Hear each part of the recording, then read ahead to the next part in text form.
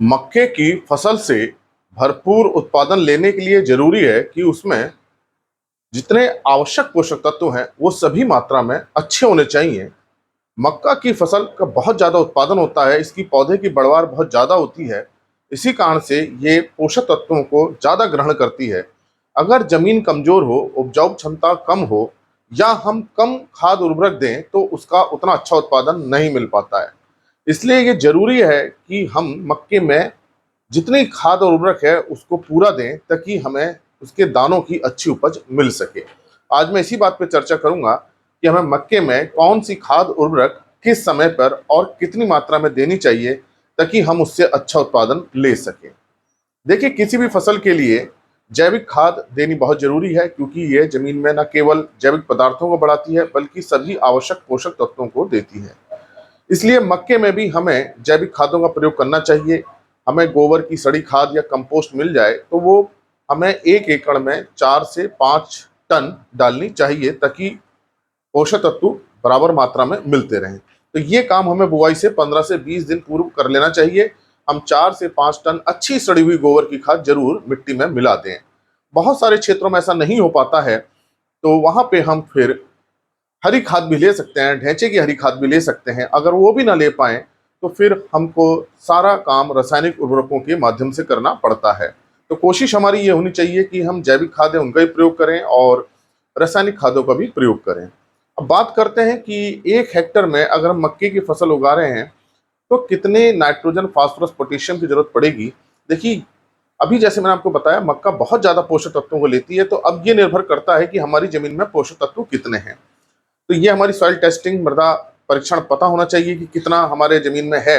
लेकिन सामान्यतः अगर आपके पास मृदा परीक्षण नहीं है तो हम ये मान के चलते हैं कि 1 हेक्टर में मक्के के लिए हमें 120 किलोग्राम, मैं इंग्लिश में लिख रहा हूँ इसको, 120 किलोग्राम नाइट्रोजन, ये हेक्टर की बात कर रहा हूँ, फिर से भी एकड़ में बदल लेंगे। 60 किलोग्राम फास्फोरस, देखिए फास्फोरस को हम P2O5 लिखते हैं, फास्फोरस का वैसे सिंबल P है लेकिन ऑक्साइड फॉर्म में लिखते हैं। प्लस 40 किलोग्राम पोटेशियम, इसे K2O इसे लिखते हैं, पर हेक्टर की जरूरत होती है। अगर हम 1 एकड़ की बात करें कि हमें 1 एकड़ में कितना नाइट्रोजन चाहिए, तो 1 एकड़ में हमें चाहिए 48 किलो नाइट्रोजन चाहिए, इसको N लिख रहा हूं, प्लस 24 किलो फास्फोरस चाहिए और जिसे हम P2O5 लिखते हैं, प्लस 16 किलो पोटेशियम की जरूरत होती है। ये 1 एकड़ की नाइट्रोजन, फास्फोरस, पोटेशियम की जरूरत है। हम एनपीके पे इसलिए ज्यादा जोर देते हैं क्योंकि कोई भी फसल है इन्हीं तत्वों का सबसे ज्यादा ग्रहण करती है और जमीन में इनकी बहुत कमी होती है। और सूक्ष्म पोषक तत्वों के लिए हम उनके स्प्रे भी करते हैं, और जब हम जैविक खाद देते हैं, गोबरी खाद देते हैं, कंपोस्ट देते हैं तो उनसे लगभग उनकी पूर्ति हो जाती है। अगर वो भी पूर्ति नहीं होती है तो फिर हम उसका स्प्रे करते हैं या उसकी हम खाद उर्वरक जो आते हैं वो हम देते हैं। तो अब यहाँ बात हो रही है नाइट्रोजन, फास्फोरस, पोटेशियम की, तो 1 एकड़ में इतना चाहिए। अब इसको हमें कब कब देना है, ये तो देखिए तत्व है, ये खाद नहीं है, इस बात को हमें समझना पड़ेगा। नाइट्रोजन तत्व है, ये भी तत्व है, पोटेशियम भी तत्व है। अब इसकी खाद अलग अलग आती हैं, तो कौन सी खाद देनी है और कितनी देनी है और कब देनी है, ये बड़ा महत्वपूर्ण है। तो ये नाइट्रोजन है, ये यूरिया नहीं है, इसको अभी कन्वर्ट करेंगे, बदलेंगे कि कितना यूरिया हमें देना है। तो देखिए, जो हमें मक्के में खाद देनी है उसको हम 4 समय पे देंगे। एक तो हम बुवाई के समय देंगे, दूसरा खाद जब हम देंगे जब उसमें 4 पत्ती की अवस्था हो, तीसरी बार हम तब देंगे जब उसमें घुटने की ऊंचाई के बराबर आ जाए फसल, तो इसमें 6 से 8 पत्ती आ जाती हैं। और चौथी जो हम खाद देंगे वो देंगे फूल निकलते समय, जो ऊपर का फूल निकलता है नर मंजरी फूल के समय। ये हमें 4 समय पे खाद हमें देनी चाहिए। अब देखिए, बुआई के समय जो हम खाद देते हैं उसमें थोड़ी नाइट्रोजन देते हैं और सारी फास्फोरस, पोटेशियम देते हैं, और खड़ी फसल जो है चाहे 4 पत्ती की, घुटने की, नरमंजरी, वहां हम नाइट्रोजन देते हैं। तो आपको ये बात ध्यान रखनी चाहिए कि जितने कोई भी फसल है, चाहे सोयाबीन है, धान है, मक्का है, ज्वार, बाजरा, गन्ना, जो भी है, उसमें पूरा फास्फोरस और पोटेशियम हमें बुआई के समय ही देना चाहिए। फास्फोरस, पोटेशियम खाद देने का यही अच्छा तरीका होता है कि हम सारी की सारी खाद हम बुआई के समय दे दें। तो यहाँ पे हम पूरी फास्फोरस और पोटेशियम देंगे तो हमें पूरा लाभ मिलेगा। अब हम ये मान के चल लेते हैं कि हमारे पास एनपीके खाद है 12, 32, 16 वाली, तो ये हमें कितनी देनी है बुआई के समय? तो देखिए, अगर ये वाली खाद है हमारे पास, तो ये आप दीजिए 75 किलो एकड़ में, ये 75 किलो दे दीजिए। और इसके साथ हमें जो हम ये देंगे 12, 32, 16, 75 किलो एकड़ में, तो जो नाइट्रोजन बुआई के समय चाहिए, जितनी जरूरत चाहिए 22-23 किलो नाइट्रोजन मिल जाएगी हेक्टर की, और 9 किलो एकड़ की नाइट्रोजन मिल जाएगी। जब 75 किलो देंगे एक एकड़ में, तो लगभग 9 किलो नाइट्रोजन एकड़ की मिल जाती है। वो उतनी प्रारंभिक अवस्था के लिए प्राप्त होती है। पूरा फास्फोरस मिल जाएगा जो हमें 24 किलो चाहिए इतनी खाद से, और 16 किलो पोटेशियम पूरा नहीं हो पाता है, इसके लिए हमें पोटेशियम खाद देनी पड़ती है। उसके लिए अगर हम एमओपी का प्रयोग कर रहे हैं, तो फिर हमें एमओपी 6 किलो एमओपी देनी पड़ेगी। म्यूरेट ऑफ पोटाश हमको 6 किलो देना पड़ेगा। तो ये हम दे सकते हैं कि एनपीके के साथ हम 75 kilo NPK plus 6 kilo MOP ये हम दें। मान लीजिए अब देखिए, लेकिन इस बात पर ध्यान रखिए, जो हमें शुरू की नाइट्रोजन चाहिए वो पूरी मिल गई है, फास्फोरस मिल गई है, और 6 किलो एमओपी डाल के जितना पोटेशियम चाहिए 16 किलो एकड़ में, वो भी पूरा हो गया है। अब मान लीजिए आपके पास डीएपी खाद है, तो डीएपी को आप 52 किलो एकड़ के हिसाब से दीजिए, 52 किलो एकड़ दीजिए। अब डीएपी से जो नाइट्रोजन चाहिए 9-10 किलो वो पूरी मिल जाएगी। 52 किलो जो हम देंगे एक एकड़ में, तो 9 किलो नाइट्रोजन एकड़ की मिल जाएगी, और पूरा फास्फोरस भी मिल जाएगा जो हम 24 किलो देना चाह रहे हैं। तो 52 किलो डीएपी एक एकड़ में डालेंगे तो नाइट्रोजन फास्फोरस पूरा हो जाएगा। लेकिन डीएपी में केवल नाइट्रोजन फास्फोरस होती है, पोटेशियम नहीं होता है, तो पोटेशियम के लिए हमें पूरी खाद देनी पड़ेगी। तो यहां हम अगर एमओपी के माध्यम से दे रहे हैं, तो फिर हमें ये 27 किलो एमओपी देना पड़ेगा। तो इसमें से कोई आप एक कॉम्बिनेशन यूज कर सकते हैं, या तो याला कॉम्बिनेशन यूज कर लीजिए। एनपीके के साथ आप दे रहे हैं तो 75 किलो एनपीके और 6 किलो एमओपी। अगर डीएपी दे रहे हैं तो डीएपी 52 किलो, 27 किलो एमओपी। कोई एक इनमें से आपको कॉम्बिनेशन यूज करना है, दोनों नहीं करने हैं। तो ये बात हुई एनपीके से दे रहे हैं या डीएपी से दे रहे हैं।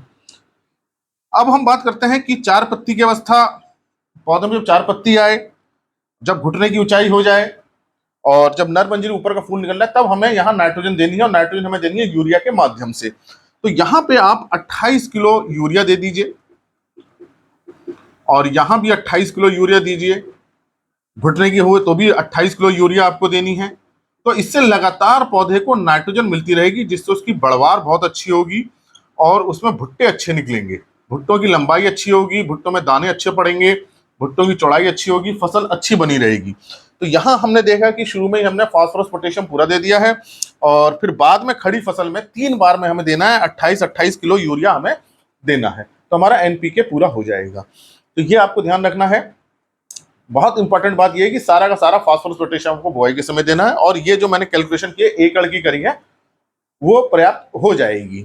अब बात आती है माइक्रोन्यूट्रिएंट्स की, तो सबसे ज्यादा जो कमी देखी जा रही है वो जिंक की देखी जा रही है, और मक्के में जिंक की बहुत ज्यादा समस्या आती है, कमी की। और जिंक की कमी होने की वजह से उसकी ऊपर की पत्तियां सफेद पड़ने लगती हैं, उसे व्हाइट बर्ड हम कहते हैं। ऊपर की नई पत्ती में सफेद लंबी धारी पड़ेगी, तो समझिए वो जिंक की कमी है, पौधा छोटा रह जाता है। और खास तौर से ऐसे क्षेत्रों में जहां पीएच ज्यादा है, 7.5 से ज्यादा हो रही है, कार्बोनेट ज्यादा है, वहां जिंक की बहुत ज्यादा समस्या आ रही है। अधिकांश क्षेत्रों में जिंक की समस्या हो गई है। तो इससे निपटने के लिए उपाय यह है कि आप जिंक का प्रयोग करें, जिंक सल्फेट का प्रयोग करें। तो अब जिंक सल्फेट, अगर आपके पास 21% वाला जिंक सल्फेट है, यहां लिख दे रहा हूं मैं, जिंक सल्फेट अगर 21% वाला है, तो आप इसको डालिए एक एकड़ में 10 किलो, 10 किलो जिंक सल्फेट 21% वाला 10 किलो एक एकड़ का डालना है। अगर आपके पास 33% वाला जिंक सल्फेट है, तब ये केवल 6 किलो ही पर्याप्त होता है एक एकड़ के लिए, और ये भी आपको बुआई के समय डालना है। तो इस बात को ध्यान रखना है, 21% वाला 10 किलो डालना है, 33% वाला 6 किलो डालना है। लेकिन यहाँ एक बात और ध्यान करने की है कि जिंक सल्फेट को ना तो एनपीके के साथ मिलाना है, ना डीएपी के साथ मिलाना है। जिंक वाली खाद को फास्फोरस खाद के साथ नहीं मिलाना है। ऐसे नहीं आपने दोनों खादों को मिलाया, मिक्स किया और खेत में डाल दिया, ऐसा नहीं करना है। आपको करना क्या है, या तो पहले एनपीके और डीएपी डाल दीजिए, बाद में उसके बाद आप जिंक सल्फेट डाल दीजिए, ताकि दोनों बिल्कुल डायरेक्ट कांटेक्ट में ना आए। आपको मिक्सिंग नहीं करनी है। पहले इस खाद को डाल दीजिए, कूड़ों में डाल दीजिए, बाद में इस खाद को कूड़ों में डाल दीजिए, और छिड़कना नहीं है पूरे खेत में खाद को। जहां आपने लाइन खोली है मक्के की, उसी में आपको डालना है। नाइट्रोजन हो, फास्फोरस हो, पोटेशियम है, कोई भी खाद हमें कोशिश ही करनी चाहिए जो कूड़, जो फरो जिसमें हमने बीज बोना है, उसको खोला है हमने, उसमें उस खाद को डालेंगे तो हमें उस खाद का सबसे ज्यादा लाभ मिलता है। तो पहले आप एनपीके खाद डाल दीजिए, या अगर आप डीएपी डाल दो डीएपी डाल दीजिए, उसके बाद आप जिंक सल्फेट डाल सकते हैं। तो ये तो जिंक सल्फेट का मैंने तरीका बताया और खाद डालने का। अब मान लीजिए जिंक सल्फेट आपने शुरू में नहीं डाला और जिंक की समस्या आ गई है, तब आप इसका स्प्रे कर दीजिए। जो 21% वाली खाद है उसका तो आप 0.5% करेंगे, मतलब कि आप इसको 5 ग्राम प्रति लीटर पानी में घोल करके इसके स्प्रे कर देंगे। 5 ग्राम लेंगे और 1 लीटर पानी में घोलेंगे, फिर आपका पानी एक एकड़ का 200 लीटर ले सकता है, 250 लीटर ले सकता है, वो डिपेंड करेगा आपकी फसल कितनी है, कितनी ऊंचाई की हो रही है। अगर आप 33% वाला ले रहे हैं तो आप इसको केवल 0.3% कीजिए, मतलब कि आपको केवल 3 ग्राम 1 लीटर पानी में घोलना है, क्योंकि इसमें जिंक की मात्रा ज्यादा है। ध्यान कर लीजिए 21% वाला जो है वो आपको 0.5% पे देना है, और 33% वाला केवल 0.3%, मतलब 3 ग्राम प्रति लीटर। तो आप इसका 2 स्प्रे कर देंगे 10 दिन के अंतर पे या 12 दिन के अंतर पर, तो जिंक की कमी पूरी हो जाएगी। तो ये मैंने आपको बताया जो सबसे ज्यादा समस्या एनपीके की उर्वरकों की गणना करने में और उसको देने में है, और जिंक के साथ है तो जिंक आप इसको दे सकते हैं। अगर आपके पास चिलेटेड वाला जिंक है तो आप इसको 2-3 किलो प्रति एकड़ की दर से बुआई के समय मिला दीजिए। तो चिलेटेड जिंक भी यूज कर सकते हैं और 2-3 किलो प्रति एकड़ पर्याप्त हो जाएगा। ये डिपेंड करता है कितनी कमी है, लेकिन ठीक ठाक कमी है तो उसको पूरी कर लेगा। 2 से 3 किलोग्राम चिलेटेड वाला जिंक 1 एकड़ में आप डालें। हालांकि बहुत महंगा आता है, इसलिए अधिकतर जो है सल्फेट वाला यूज किया जाता है। लेकिन अगर आपकी मिट्टी की पीएच बहुत ज्यादा हो रही है, 7.5 से ज्यादा है, कार्बोनेट ज्यादा है, तो या तो वहां आप स्प्रे कर दीजिए जिंक सल्फेट का, या चिलेटेड वाला जिंक वहां प्रयोग कर लीजिए जहां मिट्टी की पीएच ज्यादा हो रही है। वहां चिलेटेड वाला बहुत अच्छा काम करता है उन मिट्टी में जहां कार्बोनेट ज्यादा है या पीएच बहुत ज्यादा हो रही है। तो ये मैंने आपको शेड्यूल बताया कि कौन सी खाद हमें प्रयोग करनी है। तो एनपीके 75 किलो के साथ एमओपी आपको 6 किलो प्रयोग करनी है बुआई के समय, या डीएपी 52 किलो के साथ 27 किलो एमओपी प्रयोग कर देनी है। उसके बाद आपको 28-28 किलो यूरिया 3 बार में डालनी है। तो यहाँ भी 28 किलो डालेंगे, यहाँ भी 28 किलो डालेंगे, यहाँ भी 28 किलो डालेंगे। जिंक सल्फेट मैंने आपको बता दिया, या तो 10 किलोग्राम डालेंगे 21% वाला, या 6 किलोग्राम डालेंगे 33% वाला। स्प्रे करना है तो मैंने आपको ये बता दिया है कि कैसे हमको इसका स्प्रे करना है। तो इस तरह से अगर आप शेड्यूल रखते हैं तो मक्के का बहुत अच्छा लाभ मिलेगा, क्योंकि इसको देखिए रेगुलर सप्लाई हो रही है, कंटिन्यूस इसको नाइट्रोजन मिलती रहेगी, तो फसल बहुत अच्छी होती है। तो ऐसा नहीं करना है कि आपने नाइट्रोजन 1 या 2 बार में डाल दी, उससे उसका नुकसान होता है यूरिया का। तो यूरिया का नुकसान से बचेंगे और हमको उसका लाभ भी बहुत अच्छा मिलेगा। तो इसी प्रकार के लेक्चर्स को देखने के लिए आप कृषि किसान प्लेलिस्ट देखिए, और अगर चैनल सब्सक्राइब नहीं किया है तो सब्सक्राइब कीजिए। धन्यवाद।